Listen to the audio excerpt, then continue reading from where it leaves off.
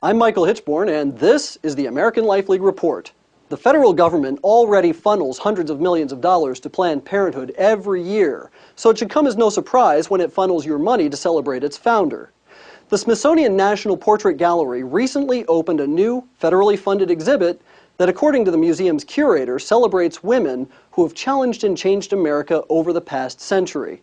Included in the list is notorious liberal feminist Margaret Sanger. The National Portrait Gallery website provides a brief description of Sanger, describing a concerned crusader who fought with the courage of a wounded tiger for the promotion of birth control. What the Smithsonian exhibit fails to mention, however, is that Margaret Sanger founded the largest abortion chain in the country, now known as Planned Parenthood. But the exhibit also fails to explain the racist ideology behind Sanger's promotion of birth control. Many people don't really know what eugenics is. Eugenics is defined as belief in the possibility of improving the qualities of the human species by discouraging reproduction by persons having genetic defects or presumed to have inheritable, undesirable traits.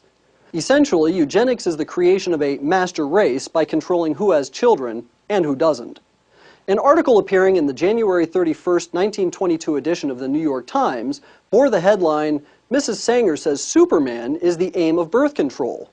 If creating a race of supermen is the goal, who did Sanger believe had genetic defects or undesirable traits that stood in the way? In his book, Birth Control, Facts and Responsibilities, Adolf Meyer quoted an essay Sanger wrote in 1925, entitled, "The Need of Birth Control in America." Birth control is not merely an individual problem. It is not merely a national question. It concerns the whole wide world, the ultimate destiny of the human race.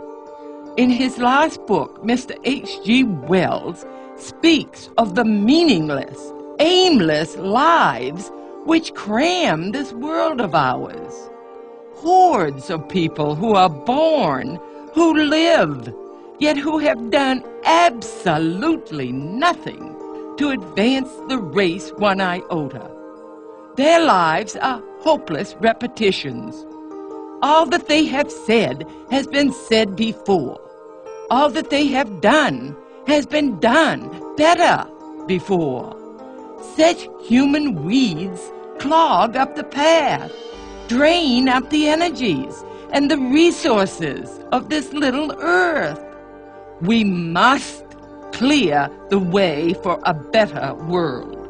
We must cultivate our garden. In 1922, Sanger wrote a book entitled The Pivot of Civilization. In it is a chapter called The Cruelty of Charity, where she blasts programs that provide medical and nursing facilities to slum mothers as insidiously injurious. In the same book, Sanger called for the cessation of charity, for the segregation of morons, misfits, and the maladjusted, and for the sterilization of genetically inferior races.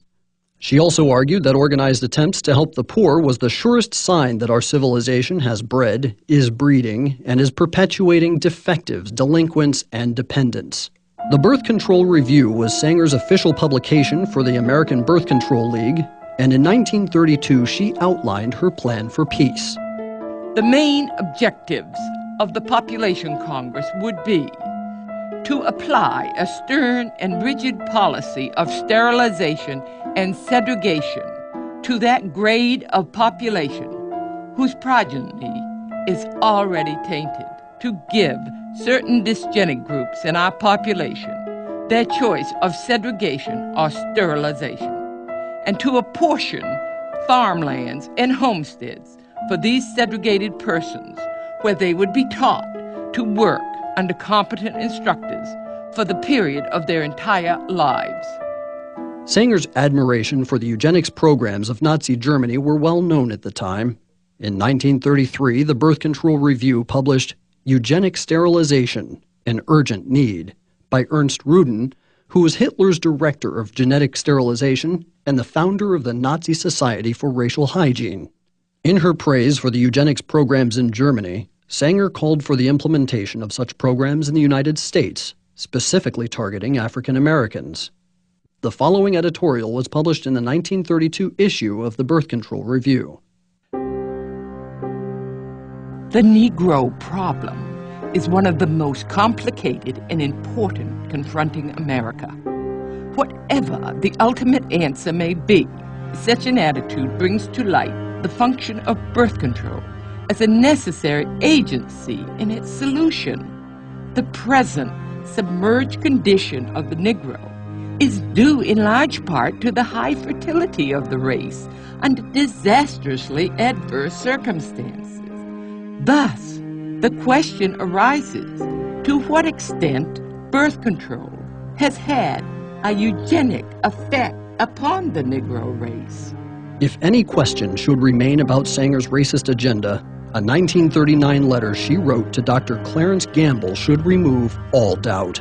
We should hire 3 or 4 colored ministers, preferably with social service backgrounds and with engaging personalities. The most successful educational approach to the Negro is through a religious appeal. We don't want the word to go out that we want to exterminate the Negro population. And the minister is a man who can straighten out that idea if it ever occurs to any of their more rebellious members. Can there be any wonder why Planned Parenthood opens its facilities in poor inner-city neighborhoods populated by minorities? Can there be any doubt that Sanger's philosophy of creating a pure race is what fuels Planned Parenthood's support of embryonic stem cell research? Margaret Sanger was a racist. She's responsible for the millions of babies that have been ethnically cleansed from our country and should not be celebrated by the taxpayer-funded Smithsonian. Please visit the website and contact the Smithsonian demanding that materials on Sanger be removed from the exhibit. For American Life League, I'm Michael Hitchborn.